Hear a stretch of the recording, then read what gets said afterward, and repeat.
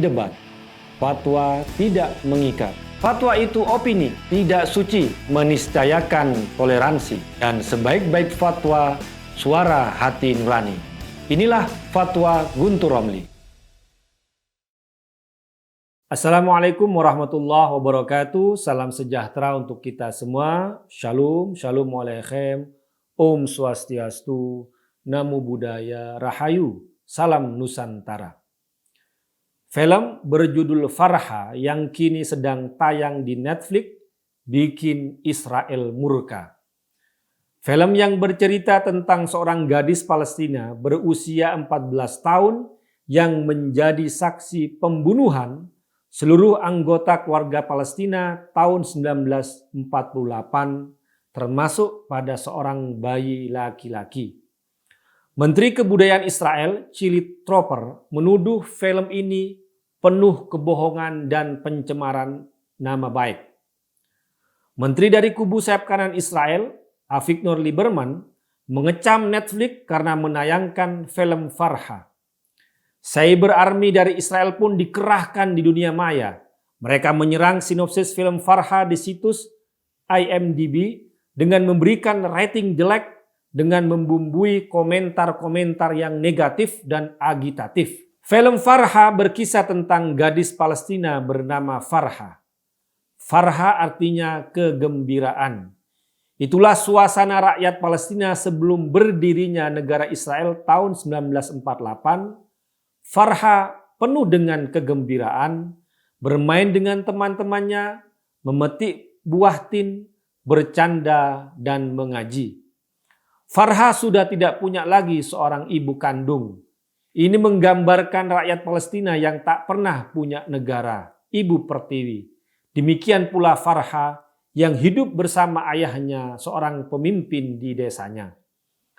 Farha digambarkan sosok gadis yang cerdas, periang, penuh perhatian, dan memiliki kemauan yang tinggi untuk masa depannya.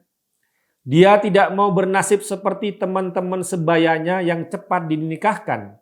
Dia mau sekolah, mau belajar geografi, matematika, dan bahasa Inggris. Awalnya ayah Farha tidak mau mengabulkan keinginan Farha untuk meneruskan sekolah di kota. Dia mengatakan tidak bisa melawan arus tradisi di desanya bahwa gadis perempuan harus cepat dinikahkan. Tapi Farha bersikeras. Dia dibela oleh pamannya yang juga menasihati ayah Farha agar Farha melanjutkan studi di kota. Ayah Farha akhirnya menyetujui. Ia mendaftarkan Farha ke sekolah untuk ajaran baru 1948-1949. Farha kegirangan. Bersama Farida temannya mereka membayangkan masa depan mereka. Farha ingin menjadi guru yang nantinya bisa membangun sekolah khusus perempuan di desanya. Farida juga mau menyampaikan keinginannya. Tapi sebelum ia menyebut cita-citanya, terdengar suara bom-bom meledak dan rentetan suara tembakan. Farha dan Farida yang asik mengobrol tentang cita-cita mereka sambil main ayunan langsung berlarian penuh dengan ketakutan. Ternyata desa mereka mulai diserang para militer Israel. Penduduk-penduduk desa ketakutan dan mulai mengungsi. Awalnya ayah Farha menitipkan pada keluarga Farida agar Farha ikut mereka ke kota. Mereka sudah naik mobil, tapi kemudian Farha tidak tega meninggalkan ayahnya. Dia turun dari mobil di tengah jalan yang disambut tangisan kesedihan Farida. Ayah Farha makin cemas dan kebingungan. Sebagai pemimpin di desanya, dia harus memikirkan penduduk desa dan menyelamatkan desanya dari serbuan para militer Israel. Ditambah putri semata wayangnya tidak mau ikut mengungsi, tapi memilih ikut bersamanya.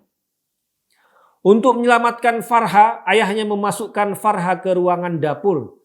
Ia kemudian mengunci pintu dapur itu dari luar, menutupi celah-celah pintu kayu dengan lumpur agar tak terlihat dari luar.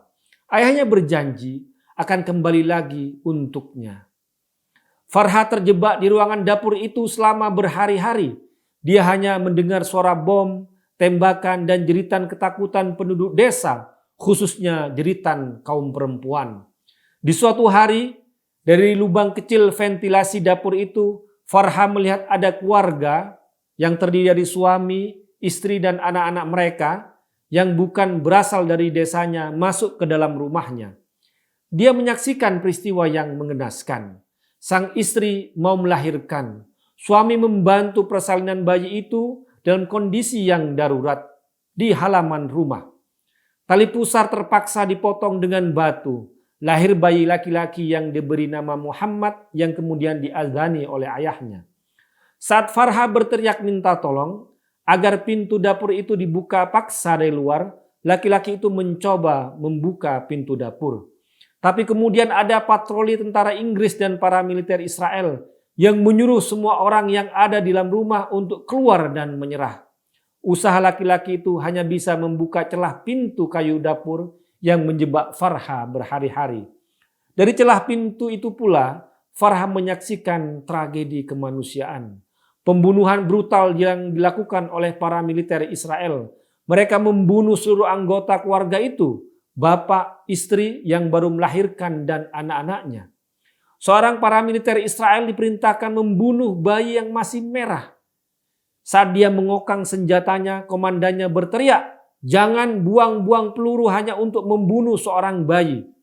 Para militer yang masih muda yang menggunakan topi kipah di kepalanya kemudian mengarahkan sepatunya ke kepala bayi itu. Dia ingin menginjak tapi tidak tega. Akhirnya dia menutup wajah bayi itu dengan kain dan meninggalkannya di alam terbuka di tengah jalan, di tengah panas matahari yang penuh debu dan pasir. Tangisan bayi yang kehausan, yang baru lahir, yang belum sempat disusui oleh ibunya, yang sudah ditembak mati oleh para militer Israel, adalah hal yang sangat menyakitkan, yang memilukan yang digambarkan dalam film ini. Farha tak kuasa menolong karena dia sendiri terjebak dalam dapur. Ia hanya bisa menangis. Dia mencoba membuka pintu dengan paksa, dengan pisau kecil dan sebatang kayu, namun usahanya itu sia-sia. Bahkan ia terluka karena usahanya itu. Farha hanya bisa melantunkan lagu Nina Bobo sambil menangis untuk si bayi Muhammad yang kehausan dan kepanasan yang tergeletak di tengah jalan. Adegan film di momen-momen itulah yang membuat Israel murka dengan menuduh bahwa film itu berdasarkan cerita palsu. Padahal film Farha menurut sutradaranya Darin J. Salam dari Yordania berdasarkan kisah nyata. Sosok asli Farha bernama Riyadhah, seorang gadis Palestina yang selamat dari pembersihan etnis pada tahun 1948 yang kemudian mengungsi ke Suriah. Cerita itu diperoleh Darin dari ibunya sendiri yang mendapatkan cerita itu dari temannya, seorang pengungsi Palestina yang hidup di kamp pengungsian Palestina di Suriah.